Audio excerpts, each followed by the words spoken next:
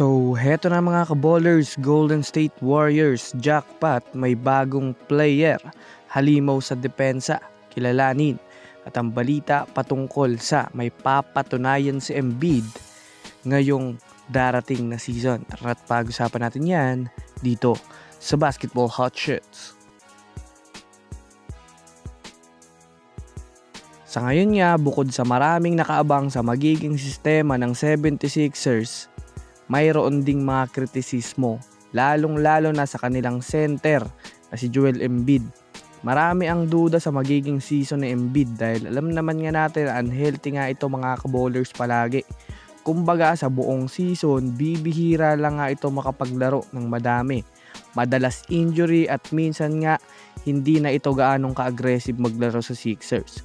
Ngunit sa naging pagpunta nga po mga kaballers ni Lebron sa kanila, naging motivated si Embiid ngayon. Kasalukuyang spotted si Embiid na fitted ang pangangatawan at literal na nagbawas nga talaga ito ng timbang kumpara sa katawan niya last season. Kaya samot-saring papuri nga po mga kaballers ang pumapalibot kay Embiid galing sa mga fans. Na ayon sa mga fans, kitang-kita nga daw kay Embiid na gusto nga nito magkaroon ng maayos na season at maibalik ang kanyang prime upang matulungan ang Sixers na magkampiyon kasama si LeBron James bago ito magretiro.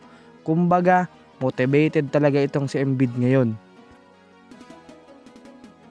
Sa kabilang banda naman, matapos inanunsyo sa liga na Warriors ang may pinakamalaking cap space na mabubuo next summer, lahat ng fans na na-prostrate sa hindi paggalaw ng Warriors ay biglang ginanahan. Yes mga kaballers, 120 to 150 million dollars cap space ang nakukuha o makukuha ng Warriors next season. Kaya ang balak lang ngayon ng Warriors pumirma ng mga player na may mababang kontrata dahil mag-aantay sila ng 1 taon para sa mas malaking move. Sa kalalabas lang nga po na balita, interesadong kunin ng Warriors ang former Sixers player na si Dalen Terry na iniwave ng Sixers sa arrival ni LeBron. Para sa kaalaman ng lahat, first round pick nga ito ng Bulls mga kaballers na may height na 6'7" na may 7 foot na wingspan na naglalaro sa forward position. Malakas to mga kaballers, ang laruan nito magaling sa transition passing at lalong-lalo na sa hustle. Mayroon tong high energy perimeter defense na isa din sa mga katangiang hinahanap ng Warriors sa isang player.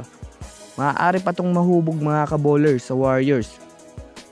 Kilala naman nga natin si Steve Kerr na isang magaling na coach sa pag-develop ng mga bata.